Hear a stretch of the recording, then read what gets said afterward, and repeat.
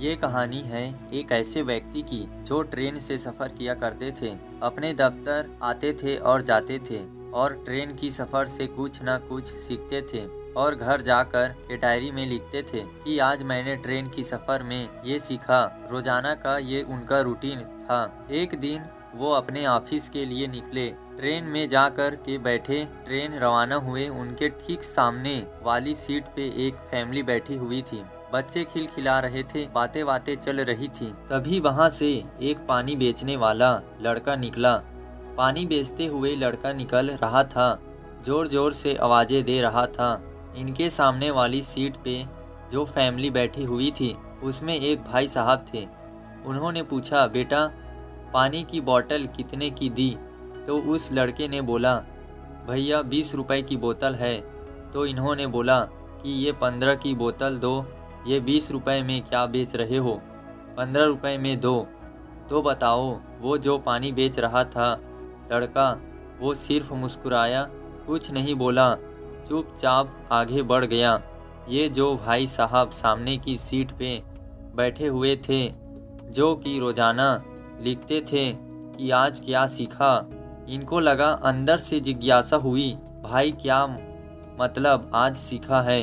ये फटाफट उस लड़के के पीछे गए कि ये आज मुझे ये कुछ बढ़िया सा सीख दे देगा कि क्या करना चाहिए लाइफ में। मुस्कुरा के कैसे चला गया, जिद बहस नहीं की। वो उस लड़के के पीछे पीछे निकल लिए। वो लड़का इस कोच से दूसरे कोच आगे बढ़ चुका था। पानी बेचते बेचते उसे जा कर के रोका और पूछा, भाई एक बात बताओ, मैं तुमसे कुछ पूछना चाह रहा हूँ। तुम अभी मेरे कोच में थे, वहाँ पे एक फैमिली थी।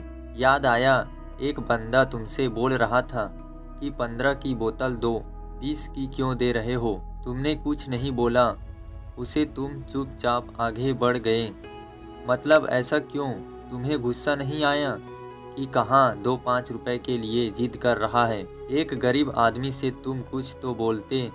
फिर उस लड़के ने कहा, वो जो भाई साहब बैठे हुए थे उनको पानी पीना ही नहीं था, उनको प्यास ही नहीं लगी थी।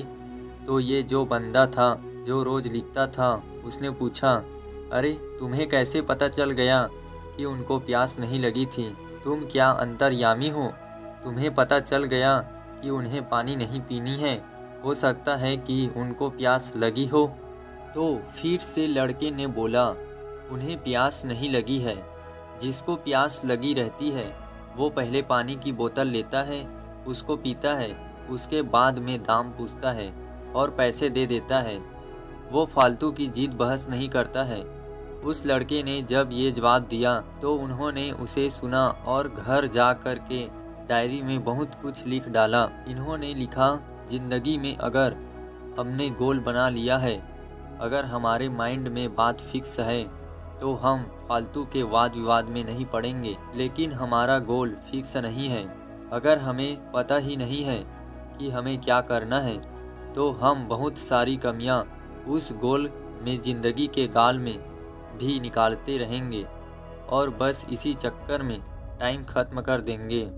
खास करके जो भी स्टूडेंट इस कहानी को सुन रहे हैं, मैं उनको बोलना चाहता हूँ कि अपने गोल को फिक्स कीजिए, क्योंकि अगर आपके माइंड में फिक्स नहीं होगा कि आपको क्या करना है, तो आप वो 3-4 ऑप्शंस में उलझ कर रह जाएंगे। साल पर साल निकलते चले जाएंगे और उसके बाद में आपको महसूस होगा कि क्या टाइम तो तब था, तब तो कुछ क्या ही नहीं किया। लाइफ में अपने गोल को फिक्स कीजिए और फिर वाद विवाद में पड़ने वाली बात आएगी ही नहीं।